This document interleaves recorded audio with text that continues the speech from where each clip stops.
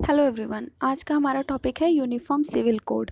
ये टॉपिक बहुत इंपॉर्टेंट है बिकॉज साल भर ये न्यूज़ में लगातार बना रहा था, इसलिए हम इसे स्टडी करेंगे। और आज हमारी सुपर लॉ की जो है वो एक नई सीरीज़ शुरू होगी, जिसमें लॉ से रिलेटेड जितने भी टॉपिक हैं साल भर में, उनको एक ही जगह कोलैबोरेट करके आपको दिखाया जाएगा, जिससे आप उनको एकदम से एनालाइज कर पाएँ अच्छे से। और उसी पे नेक्स्ट डे आपसे जो है वो क्वेश्चंस पूछे जाएंगे टेलीग्राम चैनल पे, राइट। तो चलिए हम इसे पढ़ लेते हैं। पहले देखिए, ये सबसे पहले न्यूज़ में कब आया।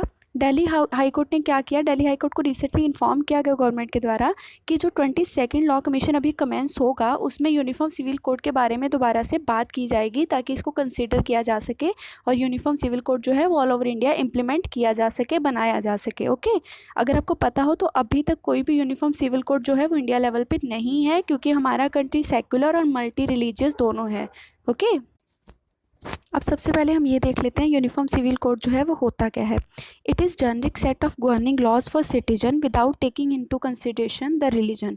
इसका मतलब क्या है, धर्म को बिना माने हुए, बिना कंसिडर किए हुए पूरी पॉपुलेशन या पूरे जो सिटीजन हैं उनके लिए एक ऐसा लॉ बनाया जाएगा जो इक्वालिटी पे बेस होगा। उस लॉ में क्या होंगी, जैसे प्रॉपर्टी से रिलेटेड मैटर हो गए, मैरिज से रिलेटेड, डाइवोर्स से रिलेटेड मैटर जो भी होंगे वो उस लॉ से गवर्न किए जाएंगे। जैसे अभी अगर आपको पता हो तो हिंदू लॉ अलग है, मुस्लिम वालों का लॉ अलग है, ऐसे पारसी का अलग लॉ है जो उनकी शादी वादी को मतलब करता है, हर उनकी प्रॉपर्टी से रिलेटेड इशू को देखता है। पर यूनिफॉर्म सिविल कोड उनको एक जगह पे ला के खड़ा कर देगा और इक्वालिटी पे ही ये जो है काम करेगा, इसमें रिलीजन को कोई भी हाथ नहीं होगा। ठीक है, अब ये आर्टिकल 44 जो है हमारा डीपीएसपी उसके अंडर आता है। ठीक है, डीपीएसपी जो है वो हमारा पार्ट 4 है कॉन्स्टिट्यूशन का, उसके अंडर आता है, ये भी आपको याद रखना है। और डीपीएसपी की स्टेटमेंट जो है आर्टिकल 44 के अंडर वो क्या है, the state shall endeavour to secure for citizens a uniform civil code throughout the territory of India. मतलब ये स्टेट की रिस्पॉन्सिबिलिटी है धीरे धीरे से इस कोड को है वो लेके आए इंडिया में। ठीक है, अप्लाई करे। देखिए, जुडिशरी का इस पे क्या क्या स्टेटमेंट आया था, जुडिशरी की क्या इस पे राय है, उसको भी देख लेते हैं। Government has failed to bring in uniform civil code से सुप्रीम कोर्ट। ये सुप्रीम कोर्ट ने बहुत बार कहा है कि गवर्नमेंट ने इसके लिए मतलब कोई एफर्ट नहीं लगाया या लेके नहीं आ पाई अभी तक यूसीसी को। और सबसे बड़ा स्टेटमेंट जो है वो शाह बानो के केस में आया था। शाह बानो का केस आपको अगर पता हो, आपने पढ़ा होगा, ये केस सुप्रीम कोर्ट के आगे आया था। शाह बानो का केस जो था वो एक डावासी वूमेन का केस था।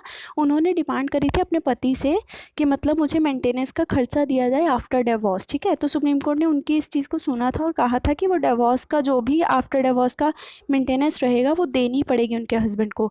लेकिन उनके हस्बैंड ने क्या कहा कि हमारा जो ट्रिपल तलाक वाला कानून है इस्लामिक लॉ, उसके अंडर हमें केवल 3 महीने के लिए वो देनी होती है, वो मैंने दे दी है। तो फाइनली क्या हुआ, गवर्नमेंट के प्रेशर और मुस्लिम्स की बहुत ज़्यादा मतलब वो हो गई थी, क्या नाम है, प्रोटेस्ट हो गए थे। तो उस चक्कर में क्या हुआ, ये केस दब गया और फाइनली क्या माना गया कि इस्लामिक लॉ के अंडर जो 3 महीने का वो दे रहे हैं मेंटेनेंस, वही माना जाएगा। ये जो सीआरपीसी एक्ट के अंडर एक 125 सेक्शन था, उसके अंडर जो माना जाता है कि डिवोर्सी को देना चाहिए मेंटेनेंस फॉर लाइफ टाइम, वो नहीं माना जाएगा। तो मतलब यहाँ पे इस्लामिक लॉ की स्टेटमेंट को मान लिया गया सही, और सीआरपीसी को क्या कर दिया, निगेट कर दिया सेंट्रल गवर्नमेंट ने। ठीक है, ये तब का केस था और तब से यूसीसी की जो नीड है वो बढ़ गई थी कि इसको आना ही चाहिए। अब देखिए, डीपीएसपी जो है वो इन्फोर्सिबल नहीं होते कोर्ट के अंडर, ये आप पॉलिटिकल लेक्चर्स में पढ़ेंगे। तो इसका मतलब गवर्नमेंट के ऊपर होता है कि वो उनको इन्फोर्स करके डीपीएसपी को लागू करना चाहती है कि नहीं। तो it is not mandatory for government to use them. Court ने बहुत सारी स्टेटमेंट में बार बार यूसीसी के बारे में जो है वो जिक्र किया है। और दिल्ली हाई कोर्ट की आपने अभी अभी ऊपर स्टेटमेंट देखी है, न्यूज़ देखी है। अब देखिए, ज़रूरत क्यों है इसकी, क्योंकि इससे क्या होगा, जो भी मतलब अब देखिए, धर्म की बात अगर हो रही है, रिलीजन के को अलग रख के हमें ये कोड बनाना है, तो किसी के सेंटिमेंट को I am not getting to hurt, पर आप देखिए बहुत सारे रिलीजन में ऐसे होता है कि हो सकता है कोई रिलीजन ये बोलता हो कि लड़की को 10 किलोमीटर से आगे नहीं जाना है पढ़ने, फिर दूसरा रिलीजन ये बोलता हो कि लड़की को फ़ॉरन नहीं जाना है समुंदर पार करके। ठीक है, तो ये सब जो चीज़ें हैं वो क्या करती हैं, जेंडर डिस्क्रिमिनेशन क्रिएट करती हैं, जो कि फंडामेंटल राइट्स के अगेंस्ट हो जाता है। अगर ये फंडामेंटल राइट्स के ही अगेंस्ट हो जाएगा, तो फिर वो जो रिलीजन में चीज़ें लिखी हैं जो कि सोसाइटी के डेवलपमेंट को रिस्ट्रेंट या मतलब बोलिए कंस्ट्रेंट करती हैं, तो उनको ख़त्म करने के लिए we need such codification of law. ठीक है, ये एक ओवरव्यू था कि क्यों ये जो है ज़रूरी है।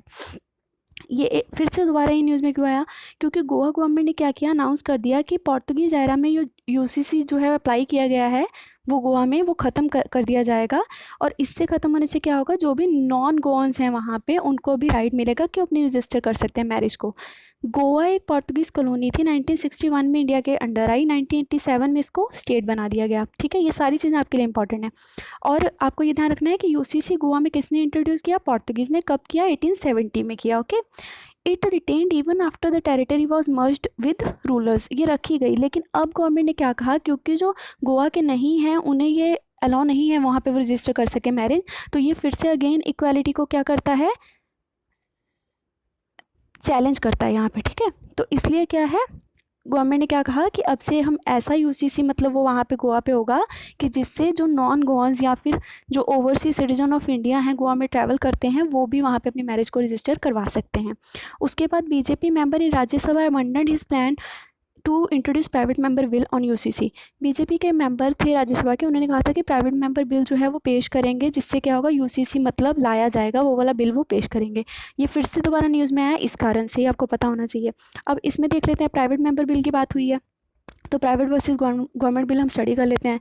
प्राइवेट मतलब जो प्राइवेट मेंबर ने पेश किया, गवर्नमेंट मतलब जो गवर्नमेंट के एमपी ने पेश कर दिया। ठीक है, प्राइवेट मेंबर अगर पेश कर रहा है तो उसको सारा जो भी कोडिफिकेशन रहेगा, जो भी बिल के रिलेटेड उनकी लीगैलिटी की चीज़ें रहेंगी वो उन्हें खुद तैयार करनी पड़ेंगी। गवर्नमेंट में हेल्प मिल जाती है उनको। ठीक है, जो भी सेक्रेटरी होते हैं वो हेल्प करते हैं बिल को जनरेट करने में।